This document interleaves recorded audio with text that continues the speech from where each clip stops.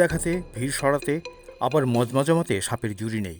স্বৈরশাসক আইয়ুব মোনায়েমের পোষা গুন্ডা ছাত্রনেতা পাঁচপাত্তু একটা সাপ নিয়ে চলতেন। তখনকার ছাত্রছাত্রীরা তাকে দেখলেই পথ ছেড়ে দিতেন, সমীহ করে না। সাপুড়ে তার ঝাঁপি নিয়ে বসলে লোক ডাকতে হয় না। বয়সী অবয়সী সবাই বেশ শৃঙ্খলার সাথে বসে বা দাঁড়িয়ে যায়। খোলা সাপে যেমন ভয়, বাঁধা সাপে আবার তেমনি আকর্ষণ। ভয়ঙ্কর সাপের প্রতি কেন এত আকর্ষণ কে জানে। এবার দেশ জুড়ে হঠাৎ করে আলোচনার কেন্দ্রে বিষধর রাসেল ভাইপার সাপ। বাংলাদেশের বেশ কিছু জেলায় রাসেল ভাইপার সাপ নিয়ে আতঙ্ক ছড়িয়ে পড়েছে। দেশে 22 থেকে 24টির মতো জেলার কিছু স্থানে রাসেল ভাইপারের উপস্থিতি দেখা গেছে। কয়েকটি জেলায় রাসেল ভাইপারের কামড়ে মৃত্যুর ঘটনা ঘটেছে। ঢাকার কাছেই মানিকগঞ্জের কিছু এলাকায় গত 3 মাসে বিষধর রাসেল ভাইপার সাপের কামড়ে অন্তত 5 জন মারা গেছে বলে সরকারি কর্মকর্তারা জানিয়েছেন। মানুষ আতঙ্কিত। রাসেলস ভাইপার নামের এই সাপের প্রজাতিটি বাংলাদেশ থেকে বহু বছর আগে বিলুপ্ত হয়ে গিয়েছিল বলে ধারণা করা হচ্ছিল।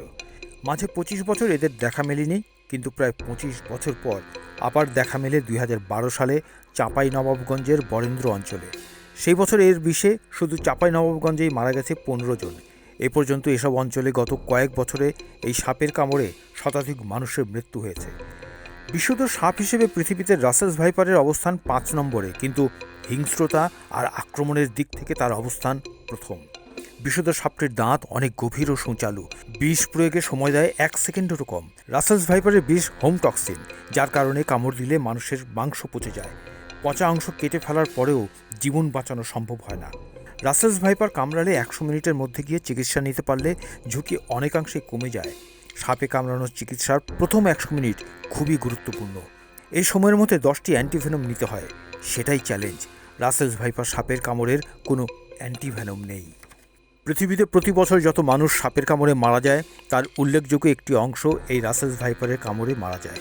দিনে দিনে বাড়ছে মারাত্মক বিষধর সাপ রাসেলস ভাইপারের উপদ্রব। বিশেষ করে ফরিদপুর, মানিকগঞ্জ, রাজশাহী সহ পদ্মা নদী তীরবর্তী এলাকায় দেখা দিয়েছে আতঙ্ক। গবেষকরা বলছে, প্রতিকূল পরিবেশে টিকে থাকতে স্বভাব পরিবর্তন করছে রাসেলস ভাইপার। ফলে যে অ্যান্টিভেনম পুশ করা হয় সেটি এখন কার্যকর হচ্ছে না। সবচেয়ে আতঙ্কের বিষয় হচ্ছে, ঢাকার আশেপাশেই দেখা গেছে কিলিং স্নেক রাসেল ভাইপারকে। প্রত্যক্ষদর্শীদের ভাষ্য, রাজধানীর পথ খুঁজে পেয়েছে ভয়ঙ্কর রাসেল। তার গন্তব্য এখন ঢাকা এবং তার আশেপাশের এলাকা। খুব দ্রুতই ঢাকার আশেপাশের এলাকায় ছোবল হানবে রাসেলস ভাইপার। অতএব সাবধান। যারা নদীতে, চরে, বাগানে কাজে যান বা ঘোরাঘুরি করেন, তারা সতর্ক হন এখনই। আপনার ঘাড়ে নিঃশ্বাস ফেলছে পৃথিবীর সবচেয়ে বিষাক্ত সাপ রাসেলস ভাইপার।